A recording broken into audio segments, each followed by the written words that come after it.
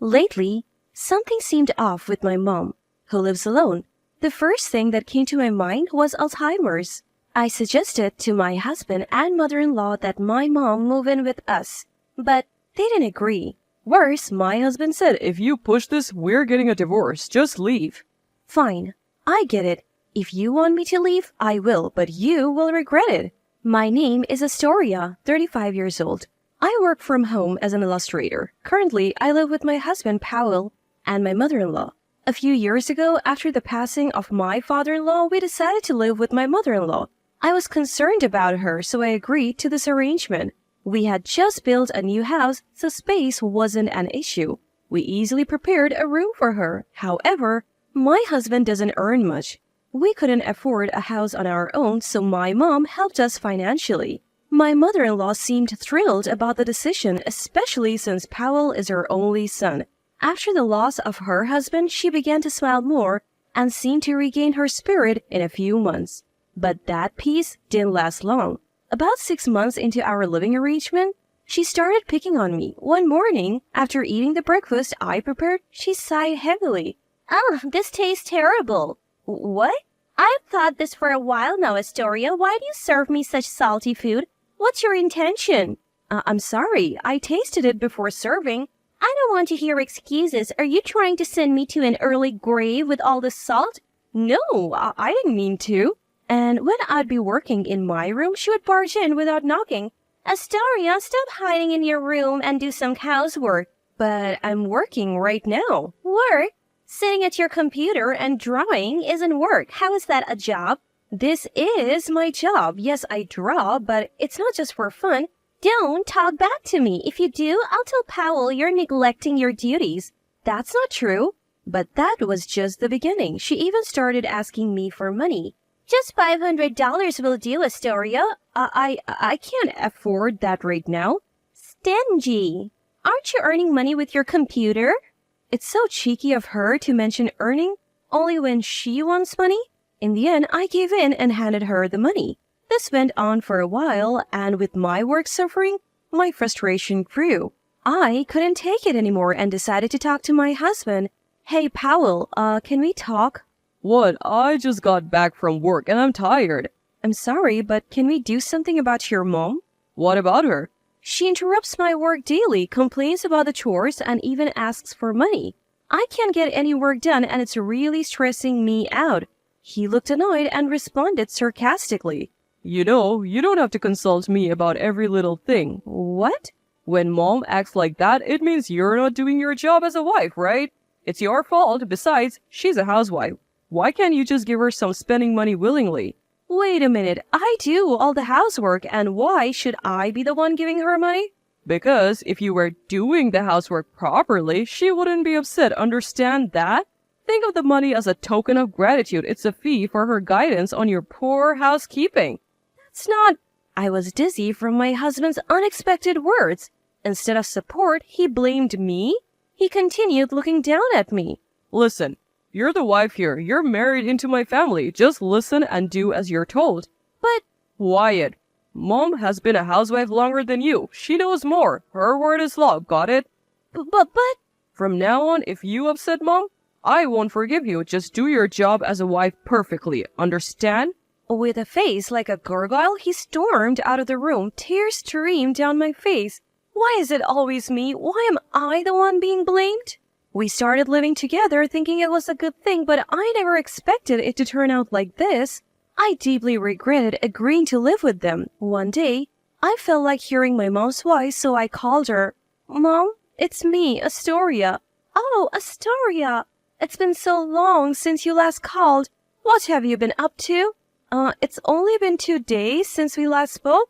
"What are you talking about? You haven't contacted me in 2 months." What?" I had a bad feeling our conversation wasn't making sense. The word Alzheimer's crossed my mind. Worried, I took my mom to the hospital the next day. My fears were confirmed. She was diagnosed with Alzheimer's. Though it was mild, the doctor said it would be difficult for her to live alone. She had me late in life, so she's already well into her 70s. I couldn't believe that my energetic mom had Alzheimer's. That night, I told my husband and mother-in-law about the diagnosis. Mother-in-law, Powell, I need to talk to you about something. They both looked annoyed. What is it? It's probably nothing important. Is it even relevant to us? It's about my mom. Today, she was diagnosed with Alzheimer's. What? Alzheimer's? Your mom? Seriously? Yes, so about what we should do before I could finish, they burst into laughter. Poor thing, having Alzheimer's. I don't want to be involved with sick people. Right, how weak must her brain be to get Alzheimer's at her age? Wait, why are you saying such things? Ignoring my confusion, they continued laughing. People who get Alzheimer's are those who don't think much in their daily lives. Yeah, just like you, not thinking much. That's why you'll get Alzheimer's. Stop it. How can you say such cruel things? Why not? It's the truth, right? Yeah, Mom, we're just telling the truth. This is too much. Everything went dark as their cruelty overwhelmed me. You're not thinking of taking care of your mom, are you? Well, I was hoping, if possible, for her to live with us here. What? Are you kidding me? Why should we live with someone with Alzheimer's? She's not just someone with Alzheimer's, she's still in her early stages and can take care of herself. That's not the point. We're not living with her, period. I accepted living with your mother, so why not mine? Suddenly, my husband slammed the table and glared at me. Don't compare a healthy person like my mom to your sick mother, got it? I will never agree to live with her. But if something happens to her, I'll regret it forever. I don't care about your regrets. You married into this family. Just listen to us. No matter how much I tried to persuade them, their stance remained unchanged. So I made another proposal. If we can't live together, at least let me visit her regularly. What? If you do that, we'll take care of the house. I'll manage the housework. I'm just really worried about her, please. No? Why not? Obviously, every time you visit her, it will cost money. And we will have to pay for her medical bills. Our finances will suffer. It's my money. No, you're not visiting her. End of story. Far from living with Mom, I was not even allowed to go to her place and am completely stuck in all directions. Even mother-in-law, who was listening to the conversation, added a blow to me. Astoria, do you even understand your position here?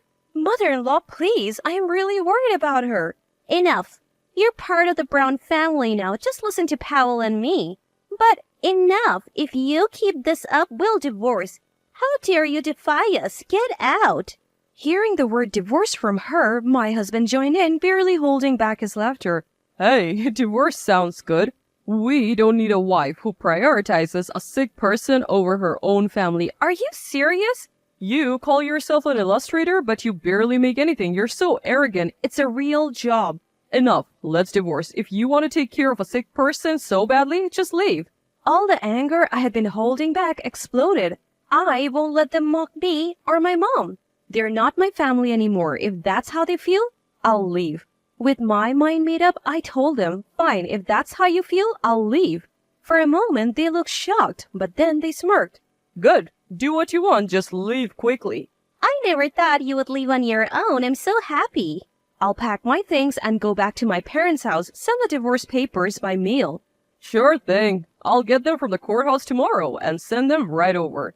This is perfect. Just my lovely son and me living together. I'll go pack my things now. Hurry up. We're having a party with Mom tonight. Sounds great. Let's go out for steak. This family is done.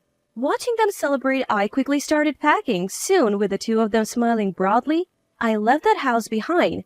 A few days later, I received divorce papers from my husband, which I promptly signed and submitted. When I told my mom, she looked apologetic. I'm so sorry, Astoria. This is all because of me. Don't be silly. I feel so much better without those terrible people as family. When you first mentioned living together, I was actually worried. That mother-in-law, she's a bit off, right? I should have stopped the construction of the new house more firmly. I'm truly sorry. Don't apologize. I'm happy now, living here with you. Astoria, thank you so much. So, is that matter all settled? Yes, it's all good. I'm already on it. I showed her the documents and my mom smirked mischievously. That's right. I won't let it end with just a divorce. My revenge is just beginning. 2 weeks later, just as I expected, I received a frantic call from my husband. Hey, What the hell are you thinking? What do you mean? You know what I mean. I got the house sale documents. You sent them, didn't you? Yes, I did. It's all written there. Any problems? Don't play games. Selling our house, I'll never allow it. The first thing I did after divorcing my husband was to sell the house we lived in with his mother. He seemed to have forgotten about the time we built the house and angrily confronted me. Why can't you sell that house? It's ours. Ours? Really? It's our marital property. We're divorced, so we need to split the assets fairly. His absurd claim made me burst into laughter. Are you kidding? Split assets? Don't make me laugh. What's so funny? Do you even realize why we were always short on money? That's because you never earned enough. I have savings. You're wrong. What? I had to give money to your mother almost every day. That's why my savings are almost gone.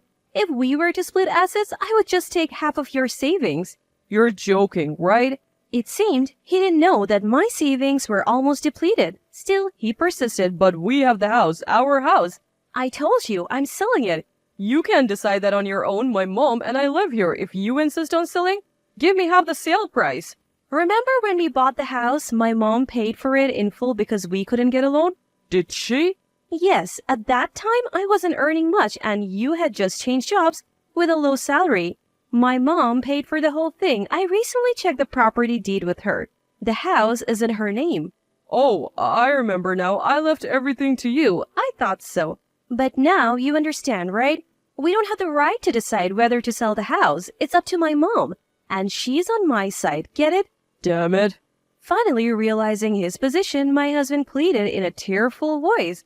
Please, wait. What will happen to my mom and me without this house? I don't care. We filed for divorce, so we are strangers now. I owe you nothing. Don't say that. I apologize for everything. Just leave the house, please. So what's your plan? Buy the house in full from my mom? Don't joke. That's impossible, you heartless woman. My husband seemed to have let his true feelings slip, showing an awkward reaction with a hesitant, oh. Seizing the moment, I fired back at him. Now you're asking for help? You think that's going to fly after all this time? Are you out of your mind? After all the times you and your mom belittled me, you think we can just pretend it never happened? You brought this on yourself. Please, wait. I'm begging you. I'm genuinely relieved to cut ties with you and your terrible mother. From now on, it's just me and my mom. I couldn't care less about what happens to you two. I hope you both sink to the lowest depths together. I hung up the phone without waiting for a response and blocked his number. And just like that, I was finally free from them. Later on, I heard they moved out of their house and started living in a cramped apartment. With his meager salary and his mother who had only ever been a housewife, their downfall was easy to imagine. Now, his mother apparently works a hectic part-time job at a supermarket. On the other hand, my mom and I are living peacefully. Thankfully, her Alzheimer's is still in the early stages. However, I know it's going to get tougher in the future. That's why I want to spend as much time as possible with my mom, my only family. I've made a promise to myself to cherish every moment I have left with her.